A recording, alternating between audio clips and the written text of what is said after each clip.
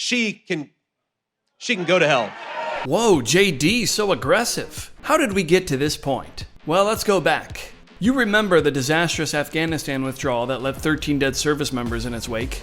Yes, the withdrawal that Kamala took credit for. Were you the last person in the room? Yes. And you feel comfortable? I do. When those 13 came back to the US, you probably remember Joe Biden checking his watch. Which, I wonder what the families thought about that. Well, I stood there on the tarmac watching you check your watch over and over again.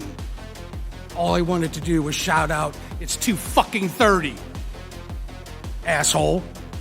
You are a disgrace to this nation.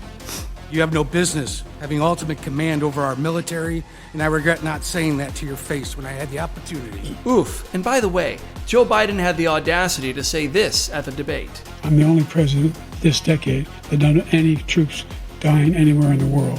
It's no wonder so many family members showed up to the RNC. So when there was a memorial for the 13 in Washington, D.C., naturally Joe Biden wouldn't go. Instead, he was at the beach. But Kamala, who is the vice president, despite her wanting you to forget that, surely would show up. I mean, when George Floyd died, she put on a somber show wearing a goofy scarf and kneeled for 8 minutes with her liberal friends. She's all about memorials, right? Wrong, she wasn't there. But Donald Trump was. The guy looked straight up presidential, and that made him look good. And that was a problem.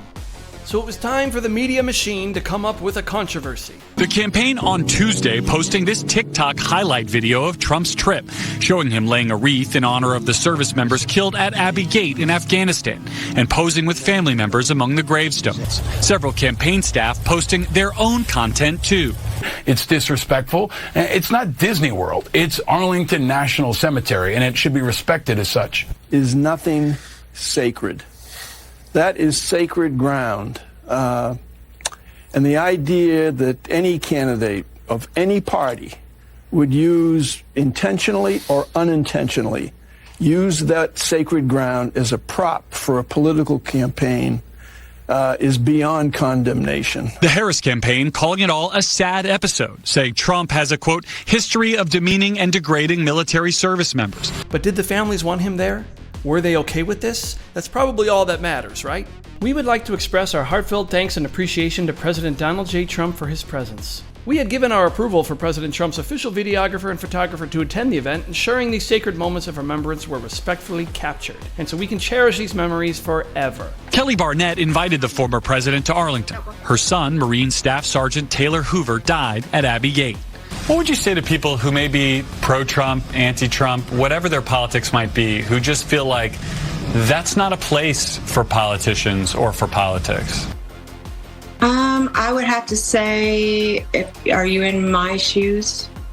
I invited him. My son was murdered under the Biden-Harris administration. Guess what?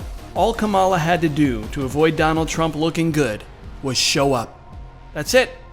But that was too hard. So that leads us to this moment when JD Vance was asked about this whole thing. 3 years ago, 13 brave, innocent Americans died, and they died because Kamala Harris refused to do her job, and there hasn't been a single investigation or a single firing. I don't, look, sometimes mistakes happen. That's just the nature of government, the nature of military service. But to have those 13 Americans lose their lives and not fire a single person is disgraceful. Kamala Harris is disgraceful. We're going to talk about a story out of those 13 brave, innocent Americans who lost their lives. It's that Kamala Harris is so asleep at the wheel that she won't even do an investigation into what happened, and she wants to yell at Donald Trump because he showed up. She can go to hell.